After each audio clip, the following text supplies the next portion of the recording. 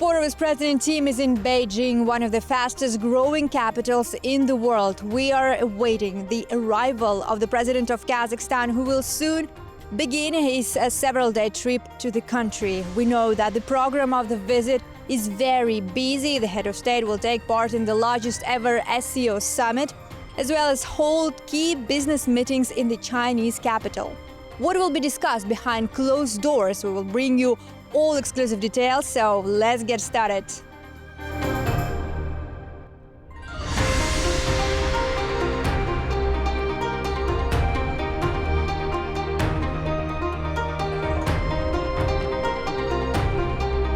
Tianjin impressed us with its diversity. With a mix of modern skyscrapers, vibrant narrow paths, and cultural heritage, this city showcases a unique blend of symbols, flavors, and atmosphere.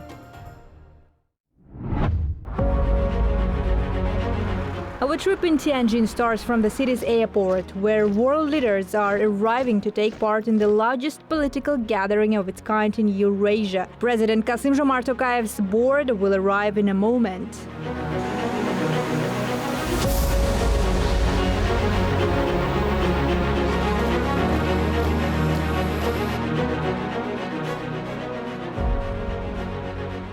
Now it has arrived. Kazakh and Chinese officials all gathered to welcome the head of state in Tianjin. So the Kazakh President Xi Jinping has arrived in Tianjin for his official visit to China that will last several days. He will be participating in the 25th anniversary SCO Summit here in the city, chaired by the President Xi Jinping, along with the leaders of more than 20 countries and the heads of 10 international organizations.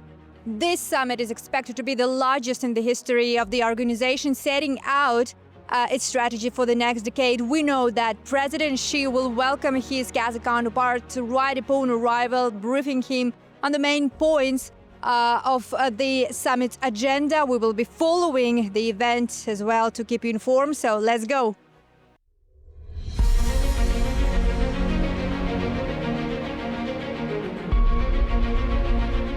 So now the president has just arrived. You see, this is the cortege. We're going right after him for the next meeting with the President of China, Xi Jinping.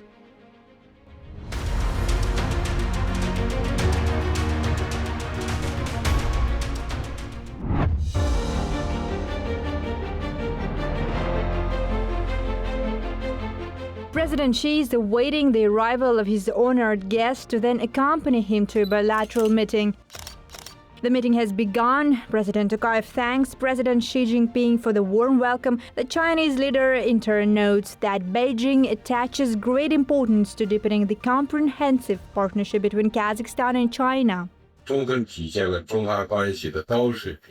Our second meeting in just 2 months fully demonstrates the high level and unique nature of China-Kazakhstan relations. Under your chairmanship, the second China-Central Asia Summit was successfully held. We signed a number of important documents that laid the foundation for the spirit of China-Central Asia cooperation and opened a new chapter in the dialogue between China and the Central Asian countries.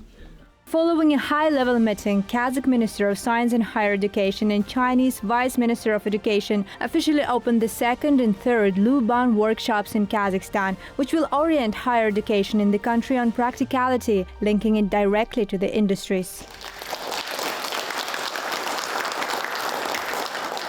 First Luban workshop was opened in Özkemen and based on East Kazakhstan Technical University 2 years ago. It was a major success. We have over 500 students at the moment. Second workshop will be opened in Astana, Eurasian National University, and focused on drone, unmanned aerial vehicles, and artificial intelligence. The third in Almaty, based on our Logistics and Transportation Academy, and it will be focused on introducing smart technologies in transportation and robotics.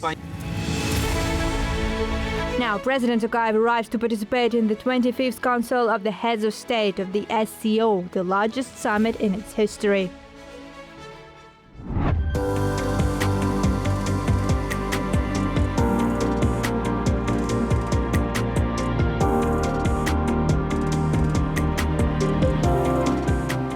So the actual day of the SCO Summit has arrived. We are now in the media center designed for the journalists from all over the world who came here to cover the agenda of the summit. So here is the media center. It's very big. One peculiarity about this media center is about these robots. Hello, robots. Please tell me about this press center. The press center for the 2025 Shanghai Cooperation Organization Summit is located at the Tianjin Hainan Media Center Grand Theaters. It features 2 cross-conference halls available free of charge upon reservation. Journalists can collect credentials from August 27 to September 1st, 8 a.m. to 8 p.m. daily. The center provides real-time updates on meetings and cross-conferences through official websites and on-site screens. Thank you for information. That's really very impressive. So this robot can provide general information about this press center and also about the SCO Summit in different languages. President of China Xi Jinping opens the summit with his welcoming remarks. In his speech, he highlights China's interest in further development of the organization, stating that the country is ready to increase investments into joint projects across various sectors of the economy. Going forward, China plans to implement 100 small but beautiful livelihood projects in member states in need. It will provide 2 billion yuan in grants to SCO member states within this year and will allocate an additional 10 billion yuan in loans to the member banks of the SCO Interbank Consortium over the next 3 years.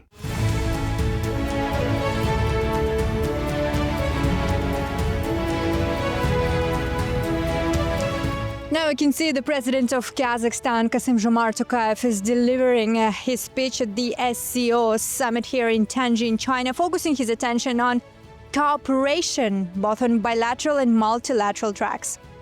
Kassym-Jomart Tokayev continues the session with his speech. The head of state introduces his vision of the organization's development. First and foremost, the president underlines that all the SCO members should strengthen strategic partnership, of course, with a big eye on security issues. Kazakhstan supports the creation of 4 SCO centers to tackle security-related challenges and threats.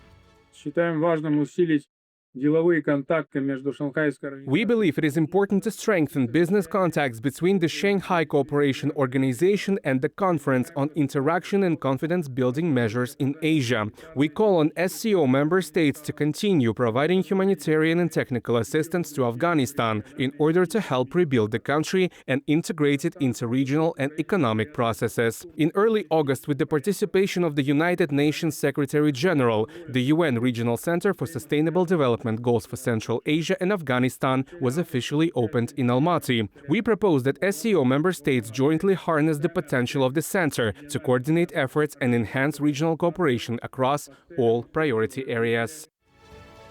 Resulted in adopting 20 joint documents, including the Tianjin Declaration and Development Strategy over the next decade, the SCO Summit has demonstrated the bloc's strong intention to strengthen cooperation with a focus on further development of economy, finances and information technologies. Journalists from all over the world picked up on this idea as it was a leading motif of the session. If we're talking about this kind of Shanghai spirit, it's about the mutual respect, mutual benefit, and we're talking about shared prosperity and common interests for all the member countries. And President Xi also touched on that to accelerate the facilitation of establishing a development bank under the SCO framework, and of course to build this comprehensive center for to tackle security threats or whatnot, that we can definitely see the SCO originated from a security focus group into a more multifaceted organization that really focus on regional development and bring all the different countries together to talk. When in the press center, we also visit the office of China Daily, the largest English-speaking newspaper in the country. Recently, it has published the article of the President of Kazakhstan we want to discuss with the newspaper's editors. China and Kazakhstan will enjoy very profound traditional friendship. And in June, President Xi Jinping went to Kazakhstan for the second China Central Asia Summit. So this time, when the SCO Summit is approaching, we're wondering whether we can have the opportunity to invite President Tokayev to share his insights on the China-Kazakhstan relations, as well as on the role of the SCO in the global landscape. So we write the application for the embassy and write down our question list and file our request. Luckily enough, they replied us. So we are very honored to have Mr. Tokayev to have his signed article on the front page of China Daily. Yeah, and then we have on our opinion page, the whole page of his story. So we hope that through his story, his article, more Chinese people as well as many China Daily readers know about this country and know about our relationship. Now, the SCO Plus Summit continues. President Tokayev notes that this format of dialogue, launched last year in Astana, has successfully integrated into the SCO agenda, becoming also a platform for productive exchanges of views on urgent present-day issues. The head of state also adds that joint efforts should be taken to prevent armed conflicts from reaching the point of no return. Вскоре мы все отметим две знаковые исторические даты. Soon we will mark two significant historical dates, the 80th anniversary of the end of the Second World War and the 80th anniversary of the founding of the United Nations. In Kazakhstan, we hold deep respect for the victory of the great Chinese people over Japanese militarism under the leadership of the Communist Party of China. The complete defeat of the Kwantung Army, in which Soviet troops also took part in accordance with the decisions of the Yalta Conference, effectively brought World War II to an end. This anniversary is a valuable opportunity to draw the attention of the entire international community, especially young people, to the ideological and political aspects of the great victory, achieved at the cost of unprecedented sacrifices in world history.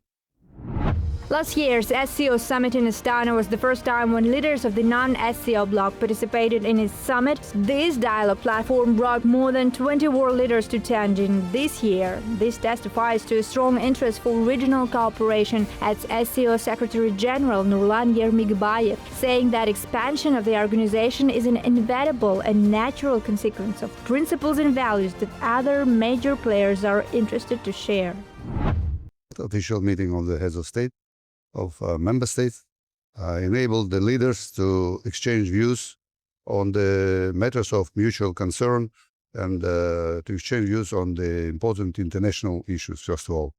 Also, they put forward a lot of proposals and initiatives on how to upgrade and intensify our cooperation within the SCO. Particularly, the President of Kazakhstan expressed a number of proposals which are of great importance, particularly establishment of a center of research of water issues in Kazakhstan. Also, President of Kazakhstan proposed that SCO becomes a global leader in researching and using of the artificial intelligence. There were also some proposals to intensify our economic cooperation, transportation, and logistics connectivity. I would say that this summit was very rich in content and rich in results, not just in the number of participants. For Secretariat, it is very important that our efforts made this year, together with the member countries, gave a good result in terms of decision by the parties concerned to establish an SCO development bank. This is very important because negotiations on establishment of development bank lasted for a very long time.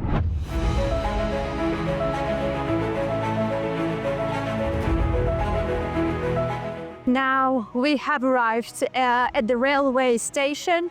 So here we are entering the interiors, the high-speed railway train connecting Beijing and Tianjin. It was designed specifically and exclusively for passenger traffic, and it can speed up to the 350 kilometers per hour. So this high-speed train is transporting the head of state to Beijing, and we are also heading toward the Chinese capital to keep up with the official visits agenda So stay tuned.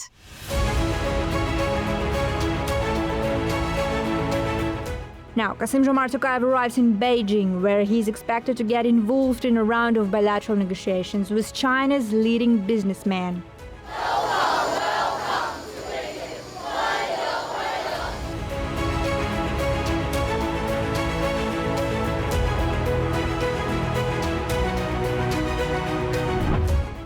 The head of state has a small interaction with Chinese business captains before the first meeting starts. Morning, Mr. President.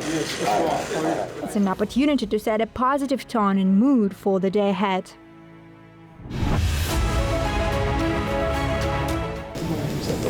Nice to see you. During a meeting with the president of the Asian Infrastructure Investment Bank, Mr. Jin Li-kun, the head of state notes that the cooperation with this multilateral development bank has resulted in a story of success, with new projects emerging in key areas such as transport, energy and healthcare. Mr. Li-kun, answering our question about the meeting outcomes, has stated a positive energy and readiness to support initiatives, particularly promoting the development of green and smart technology. I referred to that meeting 2 years ago in Xi'an, and I thank the president for his efforts to boost the relationship between Kazakhstan and AWIB. And we are very happy about the agreement on the multi-year program that would help this bank to work with the Kazakhstan government in an orderly manner rather than haphazard. And I'm also looking forward to see that we can go further in completing the partnership agreement, which is very much important. And we discussed some of the basic infrastructure projects important for Kazakhstan, corridor, right? And power, high voltage DC transmission, all this kind of basic infrastructure. The president was very kind to tell us if we have any problems, we can approach him, and he would like his cabinet members to work closely with us. And I assured him we enjoy great cooperation.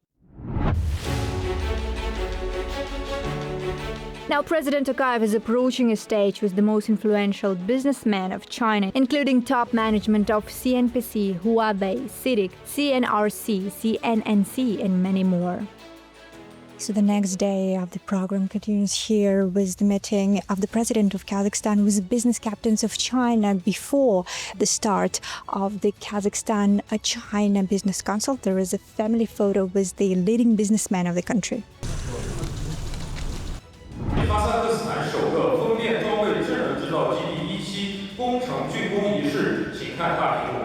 Now, President Tokayev and first Vice Premier of the State Council of China, Ding Shengshang, are jointly participating in the opening ceremony of the complex for the production of components for wind energy in the Zhambyl region of Kazakhstan. The facility will be producing key components for wind farms, enabling development of alternative energy in Kazakhstan.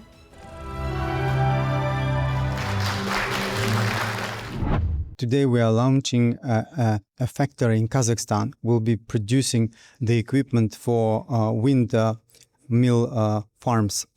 So this plant is located in Zhambyl region in Shu area.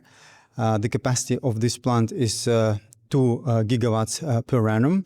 And this plant will be serving our renewable energy projects, renewable energy wind farms, which we will be doing together with Total, with Masdar, with ENI, and other companies. So this is localization of the highly technological equipment in Kazakhstan. It will open new jobs. It will increase the tax payments. And basically, it will increase the level of technical expertise in Kazakhstan. So it's a transfer of expertise and transfer of technologies.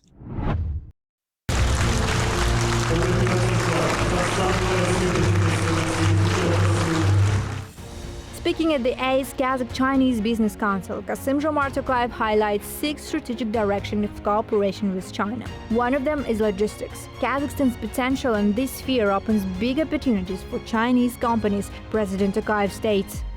Қытай мен Еуропа арасында құрлық арқылы тасымалданатын жүктің 85%. Our country accounts for 85% of all overland transport between China and Europe. With the commissioning of the second tracks on the Dostik-Moynty railway section this year, the throughput capacity of the China-Europe transit corridor across Kazakhstan will increase 5-fold. Kazakhstan is also making every effort to unlock the potential of the Trans-Caspian international transport route. The volume of shipments through our Caspian ports of Aktau and Kuryk is steadily growing. Thanks to joint efforts, major infrastructure projects have been launched, including the Kazakhstan-China logistics terminal at the port of Lian-Yungan and the dry port in Xi'an.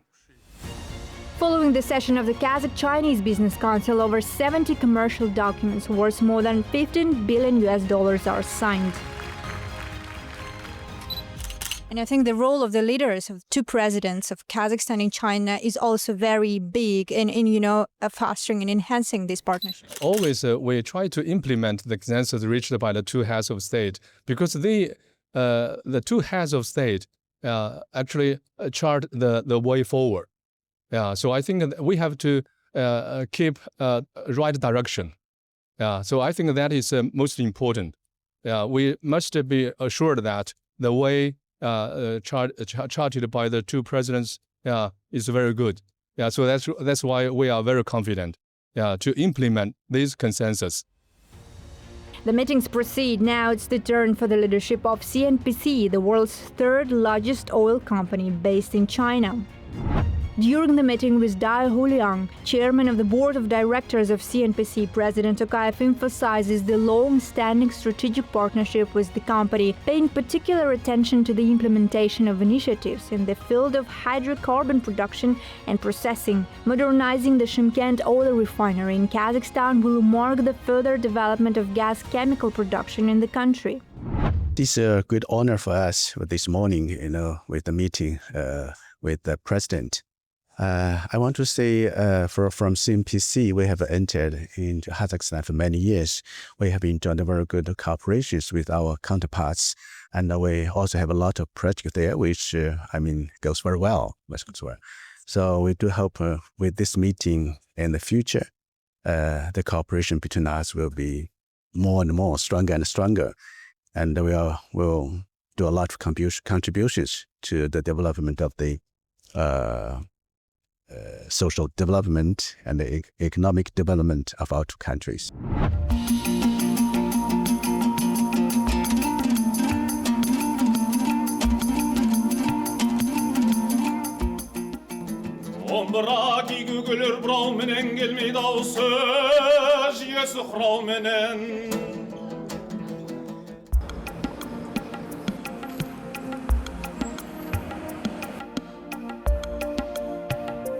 So now you can see the big achievement for the Kazakh diplomacy. President Kassym-Jomart Tokayev has arrived at the Culture Center of Kazakhstan in Beijing, which is being officially opened right now.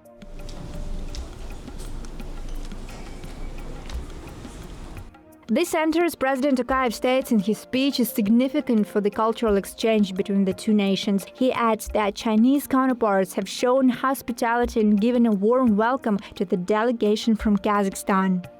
Resmi saparım oydağıday табысты өтті деп санаймыз. I believe that my official visit was successful and fruitful. Chairman Xi Jinping and I held substantive and highly productive talks. Agreements were reached on developing cooperation between our two countries in various fields. We look to the future of Kazakhstan-China relations with great confidence.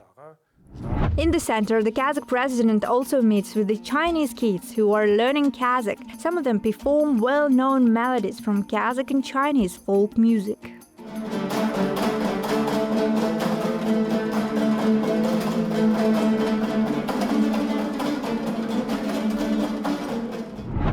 So now I'm joined by these beautiful kids who've prepared very interesting pictures related somehow to the Kazakh motifs and Kazakh culture. So hello, everyone.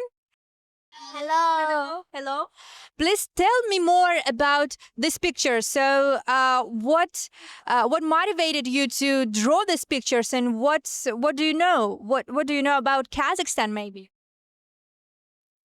首先，这幅画里面 First of all, this picture is mainly about the Belt and Road Initiative. It features China's national flower deepening, as well as the Great Wall. There is also a camel representing Kazakhstan. In ancient times, the Silk Road relied on camels and sea routes, while today transport is carried out by high-speed trains.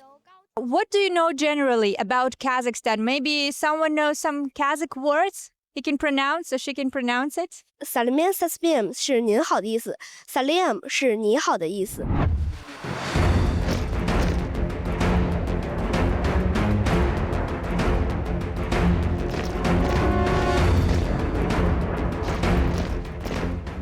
Now, the head of state has arrived at Tiananmen Main Square in Beijing, where he will participate as a guest of honor in a military parade dedicated to the 80th anniversary of victory in World War II.